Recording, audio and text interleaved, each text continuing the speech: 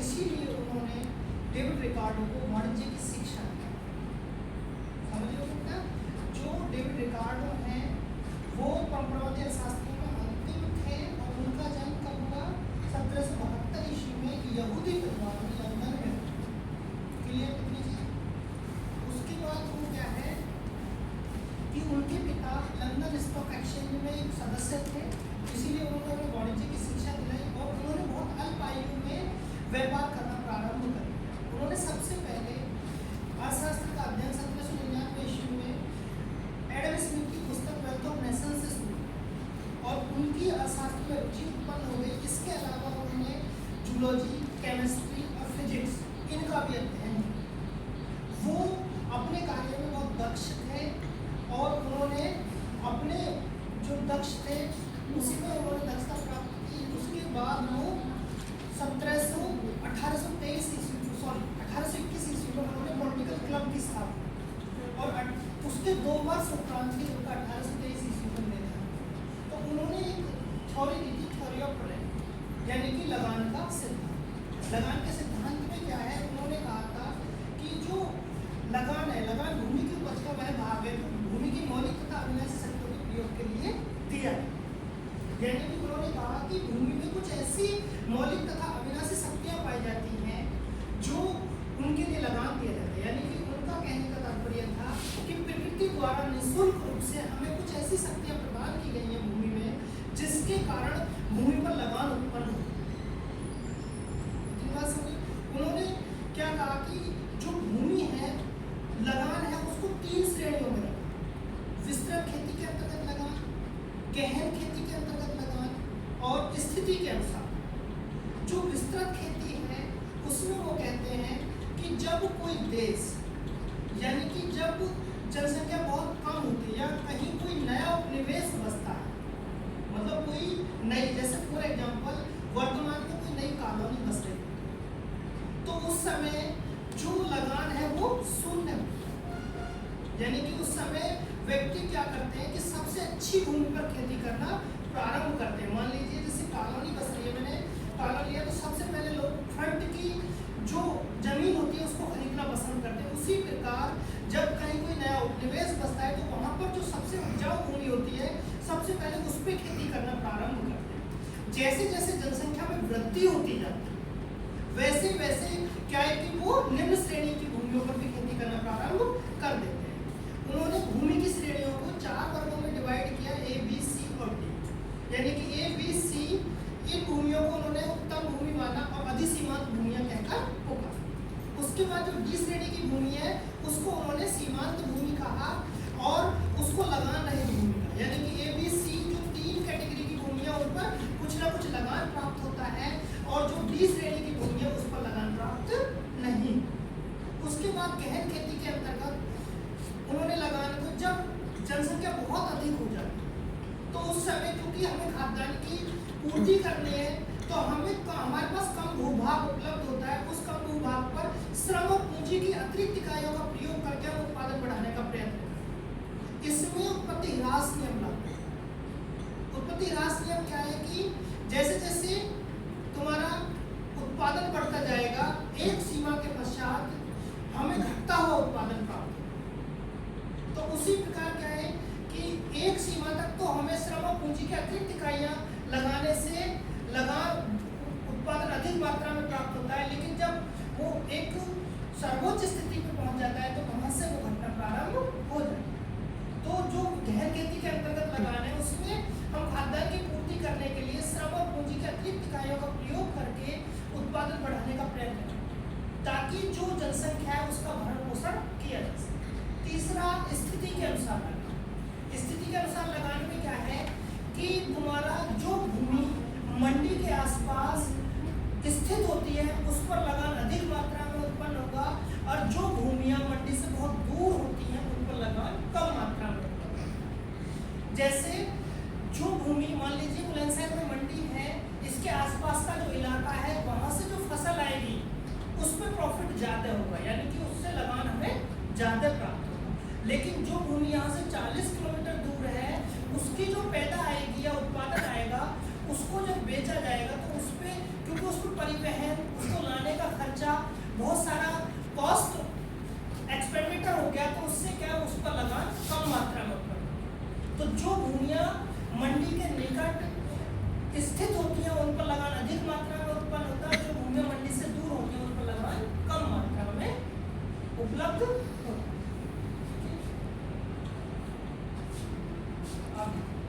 रिकार्डो का लगान सिद्धांत। रिकार्डो ने की पुस्तक है principle of political economy and taxation. इनकी बुक का नाम है principles of political economy and taxation. इन्होंने इसमें इसकी परिभाषा दी है कि लगान भूमि की उपज का वह भाग है जो मौलिक तथा अविनाशी शक्तियों के उपयोग के लिए भूस्वामी को दिया जाता है।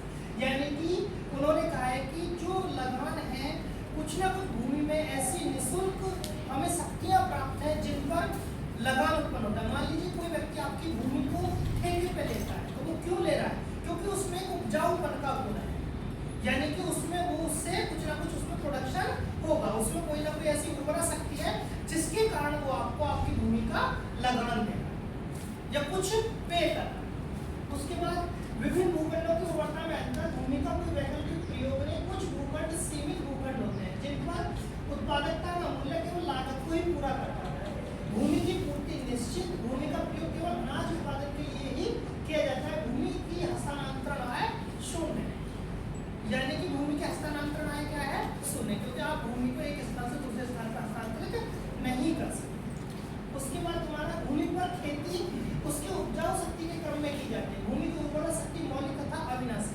मौलिक और अविनाशी का मतलब होता है जो कभी नष्ट ना हो। ये जो उपजाऊपन का गुण है वो कभी खत्म नहीं होगा। अविनाशी का जो कभी नष्ट न होने वाला।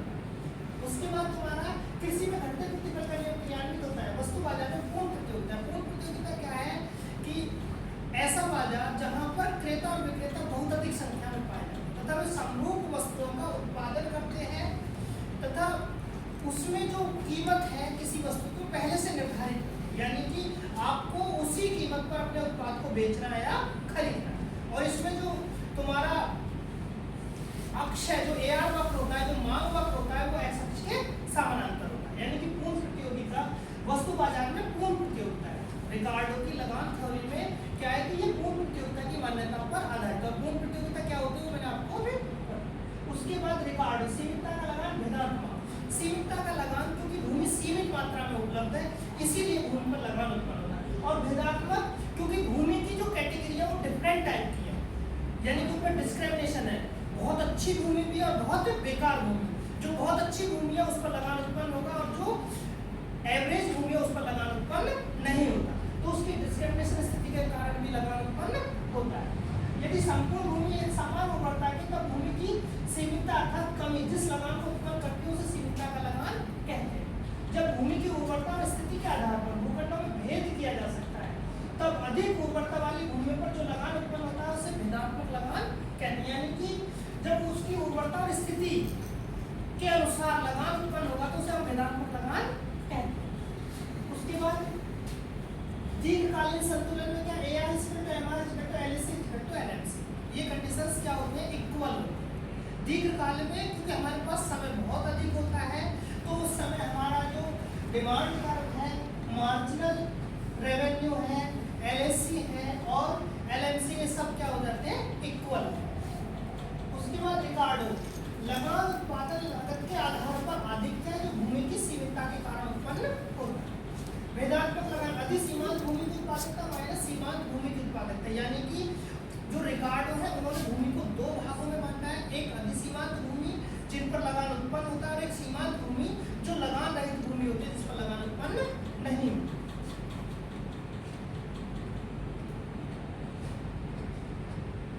रिकार्डो का विचार था कि लगान अनाज कीमत द्वारा निर्धारित होता है, कि अनाज कीमत लगान, यानी कि उनका कहने का तात्पर्य था कि जो लगान है वो अनाज कीमत द्वारा निर्धारित होता है, न कि अनाज कीमत लगान द्वारा।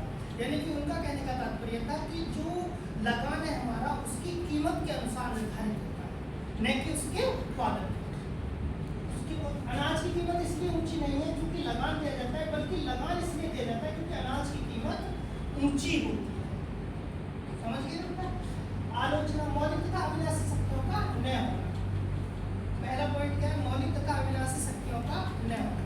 उन्होंने कहा कि जो अशास्त्री थे इनकी जो आलोचना की कि जो भूमि है वो डिफरेंट टाइप की होती है, उसमें क्या है कि मौलिक तथा अविनाशी शक्तियों का न होना। क्योंकि कोई भी भूमि है ऐसा होता है कि जब आप एक भूमि पर लगातार खेती करते रहोगे, लगातार करते रहोगे, तो उसकी उर्वरा शक्ति में कुछ ना कुछ ह्रास आ जाता है।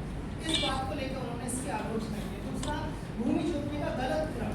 उन्होंने कहा है कि जब कोई नया उपनिवेश बसता है कहीं, तो वो हमेशा नदी के आसपास, यानी कि सरलीकृत, जहाँ उन्हें जीवन यापन की कठिनाई ना हो, वहाँ बसता है। ऐसा नहीं कि सबसे पहले वो सबसे अच्छी भूमि पर बसेगा और धीरे धीरे जैसे वो वहाँ बसते जीवन यापन कर शुरू करते हैं, तो वो धीरे धीरे अन्य जो सुगम योग्य भूमियाँ उनकी सर्च करना शुरू करते हैं और जंगलों को काट के उनको करके खेती करना प्रारंभ कर देते हैं।